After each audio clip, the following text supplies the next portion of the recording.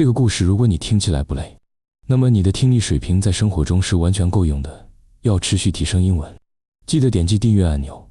我们开始吧。 He did the work, he took the risk, but when it was time to share, the biggest piece was already gone. Long before the phrase entered offices, contracts, and quiet talks over dinner tables, it lived inside a story that people trusted more than rules.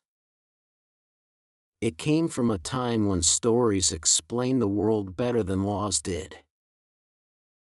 The land in the story was old and open. The sky felt close to the ground, and the wind carried dust instead of sound. Life there was simple. Eat or starve. Rest or fall. In this land lived a lion. He was not always hungry, but he was always aware of hunger. His body was strong, his teeth were sharp, and his shadow alone could clear a field. Other animals watched him not because they loved him, but because ignoring him was dangerous. Not far away lived a cow, a goat, and a sheep. They were smaller, slower, and careful with every step. Each day was measured. Each meal mattered. They did not speak often, but they understood the same truth. Alone, they were weak. Together, they had a chance. The lion knew this too. One evening, after the sun dropped low and the ground cooled, the lion called them over. His voice was calm, almost friendly. "Hunting alone wastes energy," he said. "Hunting together brings food." The words sounded fair, reasonable, almost kind. The cow thought about the long walks and empty nights. The goat remembered the close calls and narrow escapes. The sheep felt fear, but fear was already part of life. They agreed, not because they trusted the lion, but because hunger gives fewer choices than pride. The next day began early. The group moved as one, slow but steady. They crossed dry paths and broken land. Hours passed. The sun climbed. Tired legs dragged forward. Then they saw it. A wild deer, strong but unaware. The chase was hard. Dust rose. Breath burned. The deer fell. For a moment, something rare happened. Silence.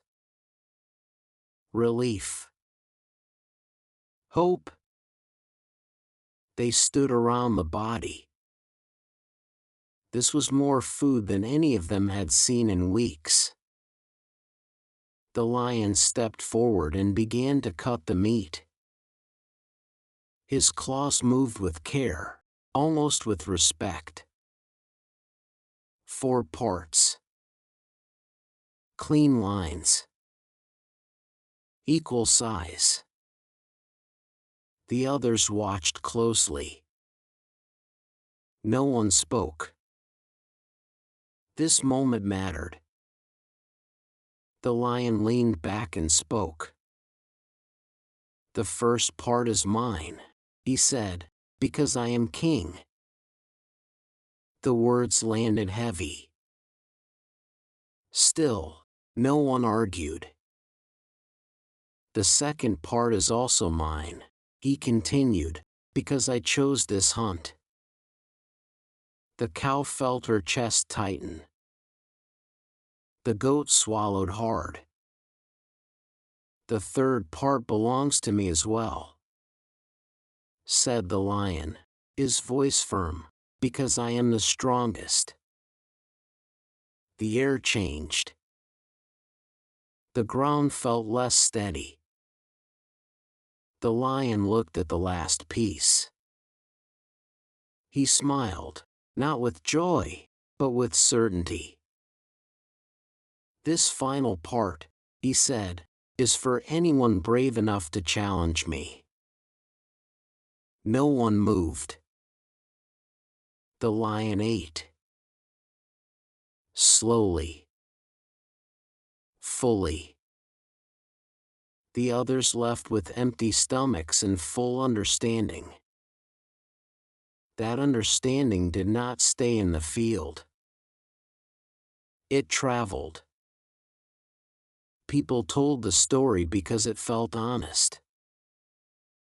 Because it explained why effort and reward often part ways. Over time, they stopped telling the whole tale. They kept the heart of it. When one person took most of what was earned, they called it the lion's share. The phrase grew older, but it did not grow weak.